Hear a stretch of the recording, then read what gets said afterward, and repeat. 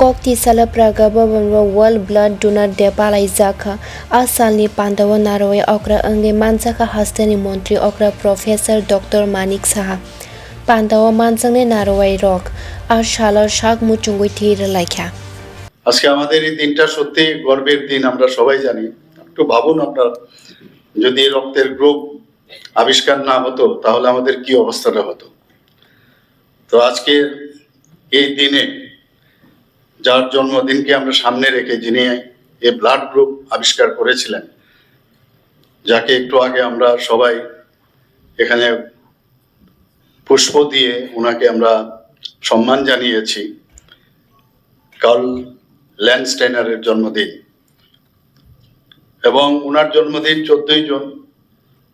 তো আমার পূর্ববর্তী বক্তা বিস্তারিত ওনার সম্পর্কে স্বাগত ভাষণে এখানে রেখেছেন।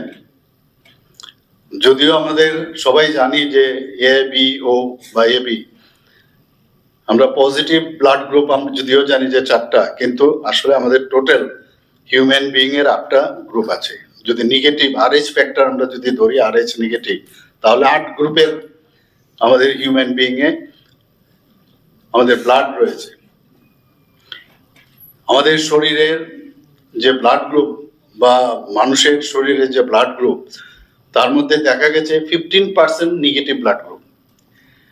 আমি যেখানেই যাই, আমি কথাগুলো, যেহেতু যে কোনো জায়গায় ব্লাড ডোনেশনের বিষয় থাকলে আমি সেখানে যাই, এবং সেখানে প্রথমেই যারা ব্লাড দিতে এসছে, স্বেচ্ছা রক্তদান করতে এসছে, ওনাদেরকে আমি জিজ্ঞেস করি আপনার ব্লাড গ্রুপটা কি।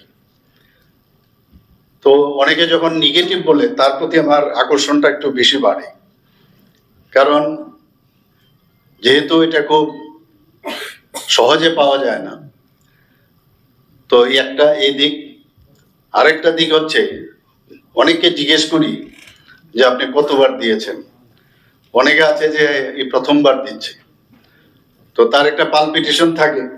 আমি নিজেও মাঝে মাঝে পালস দেখি যে কিরকম, মানে জাস্ট চেক করি ওকে, এটা হয়।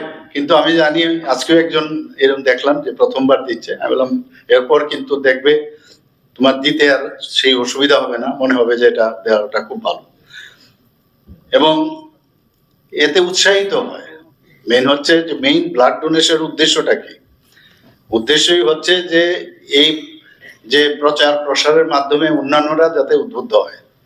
ত্রিপুরাতে ব্লাড ডোনেশনের ক্ষেত্রে আমরা কিন্তু এখানে একটা ইতিহাস আমরা সৃষ্টি করেছি।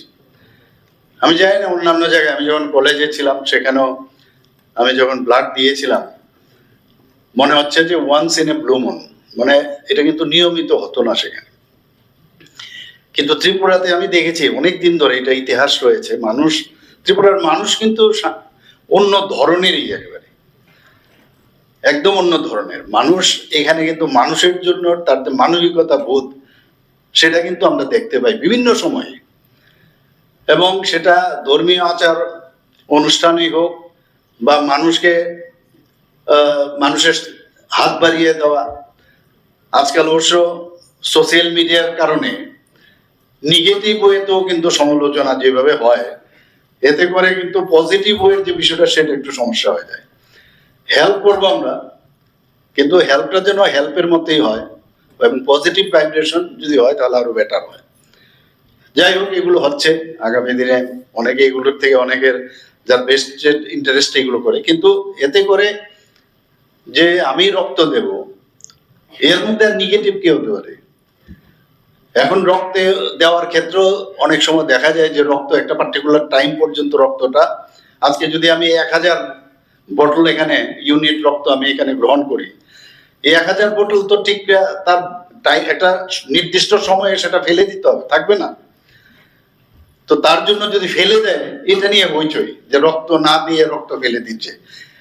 অনেক সময় এটা কিন্তু এখন তো ক্যামেরা বা আমি যেটাকে বলি সবার পকেটে থাকে, এখন ফটো তুলে বলে যে ফেলে দিতে, আর ফেলে দিচ্ছে। এই রক্ত তো অন্য কাউকে দেওয়া যাবে না, ডিমান্ড ছিল না। রক্ত সঞ্চালন কমিটি হয়েছে আমাদের এখন, ওনারা সব জায়গায় আমাদের যে ব্লাড ব্যাংক গুলো আছে নিয়মিত ওনারা দেখেন সেখানে রক্ত আছে কিনা। তো এই যে ব্যালেন্স করা, যে রক্ত আমার আসতে হবে, আবার সাপ্লাই, ব্যালেন্সের মধ্যে কয়েকটা হয়তো বা দেখা যায় যে সেটা ইউজ হয়নি, সেটা ফেলতে হয়, কিছু করার নাই। কিন্তু এটাকে নিয়েও একটা নেগেটিভ প্রচার হয়। আগে বুঝতে হবে সেটা কেন ফেলে দিয়েছে, কেউ কি ইচ্ছে করে কারো রক্ত ফেলে দেবে? তো আমি যেটা বললাম, এই যে নেগেটিভ ওয়েতে প্রচার, আর এর থেকে বড় দান তো আর কিছু হতে পারে না। শিক্ষাদান, বস্ত্রদান এবং প্রচুর এখন দান, ইভেন কিডনি দান এখন হচ্ছে, আপনারা জানেন, চক্ষু দান হচ্ছে, কিন্তু রক্তের উপরে কিছু নেই, রক্তদানের উপরে আর কিছু হয় না। এখন যারা ছোট ছোট ছেলে মেয়েরা আছেন, যারা 18 পার হয়ে গেছে, তারা এখনো আগের থেকে অনেকটা বেশি, কারণ অ্যাওয়ারনেস যত করা যাবে তত বেশি মানুষের মধ্যে রক্ত দেওয়ার প্রবণতা বাড়বে। 18 থেকে 60 পর্যন্ত আরামসে রক্ত দেওয়া যায়, এবং যারা নিয়মিত রক্ত দেয় 65 ইয়ার্স পর্যন্ত রক্ত দিতে পারে। এখন সেই জায়গায় এখন যদি আমি রক্ত দিতে আসি, আমার নিজেরও কিন্তু লাভ আছে, কারণ আমার শরীরে অন্য কোনো রোগ আছে কিনা সেটাও কিন্তু আজকে যারা ডাক্তারবাবুরা এখানে এসছেন রক্ত নিতে, দিলেই হবে না। একজন ডায়াবেটিক পেশেন্ট রক্ত দিতে পারবে না, ব্লাড ক্যান্সারের পেশেন্ট রক্ত দিতে পারবে না, একটা উদাহরণ দিলাম।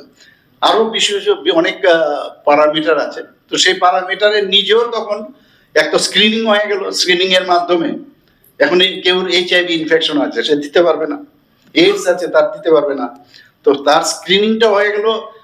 এবং এখন ব্লাড প্রেশারও দেখা গেল প্রচন্ড তার হাইপার টেনশন পেশেন্ট, তো নিজের স্বাস্থ্য সম্পর্কেও সে কিন্তু অনেক বেশি সচেতন।